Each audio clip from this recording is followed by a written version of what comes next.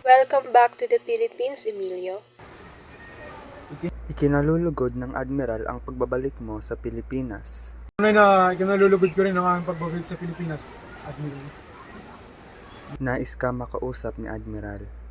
Tara na sa lugar kung saan tayong tatlo ay makapag-desisyon na. Let's go, Admiral. I have won the battle against Spaniards sa Aguinaldo. Now, it is your time to fight for your country. Pinahihiwatig ng Admiral na naipanalo niya na ang laban sa mga Kastila. Makakasa kami ipapanalo namin ang laban para sa Pilipinas.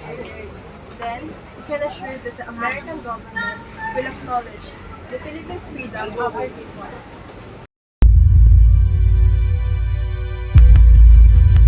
Dumaroon si Aguinaldo sa baybayin ng Cavite Puerto upang salubungin ang mga revolusyonaryong puwersa mula sa Bataan at personal na ibigay ang utos para sa pangkalahatang pag-aalsa sa mga lalawigan ng Bataan at Zambales.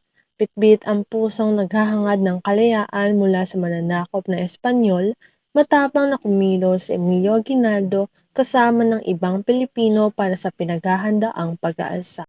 Simulan na ang pag-ensayo! Dahan-dahang paglaki ng kanilang hukbo, patuloy ang pagbababa ng utos ni Aguinaldo upang may parating ang mga susunod na hakbang sa lahat ng kanilang kapanaig para sa nalalapit na pag-aalsa. Sa pangunguna ni Luciano San Miguel, matagumpay na nakarating sa kanilang mga kasama ang mga nabuong plano ni Aguinaldo kasama ng ibang general. Tuloy na paglipas ng mga araw, dahan-dahang naisakatuparan ng kanilang hukbo ang kanilang preparasyon na kanilang kailangan para sa seguridad ng kanilang tagumpay.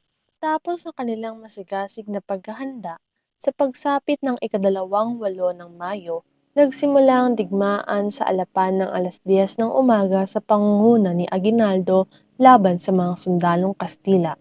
Dala-dala ang puot at pikati na dulot ng pananakop ng mga kalaban, buong tapang lumaban ang bawat Pilipino sa alapan para makamit ang matagal ng ipinagkait na kalayaan ng kanilang bansang sinilangan. At saktong 3:00 ng hapon, nakamit ng mga Pilipino sa pangunguna ni Aguinaldo ang tagumpay sa digmaan na naging simbolo ng kalayaan ng Pilipinas. Nagapi nila ang mga mananakop at nadakip ang 270 sundalong Kastila na naging hudyat ng panibagong pag-asa para sa ngayon ay malaya ng Pilipinas. At dahil sa labis na kaligayahan na isakatuparan ni Aguinaldo sa araw na iyon ang unang pagwagayway ng watawat ng Pilipinas. Makalipas ang ilang linggo, sinimulan na nila Aguinaldo ang mga susunod na hakbang para sa opisyal na pagkakakilanlan sa kalayaan ng Pilipinas. Para kilalanin ang paglayo ng ating bansa mula sa mga mananakop na Kastila, aking ihahayag. Sa darating na ika-12 ng Hunyo, ang balitang kaakibat ang Acta de la Proclamación de la Independencia del Pueblo Filipino sa ating mga kasamahan. Kaibigan, kung iyong mga marapatin.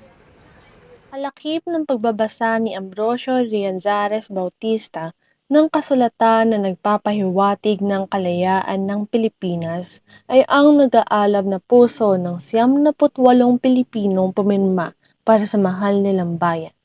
Ang bawat pirma na nagpapahiwatig ng bagong pag-asa at simula para sa isang malayang bansang Pilipinas. Go! Go daw! Aking mga kasamaan, nagbunga na ang pag-akas nating laban sa mga mananakop na Kastila. Kaakibat ng Acta de la Proclamación de la Independencia del Pueblo Filipino, malugod kong ipahayag sa inyo ang mahal nating Pilipinas ay isa ng malayang bansa. Mabuhay ang Pilipinas! Mabuhay! Mabuhay! Mabuhay! Mabuhay! Mabuhay!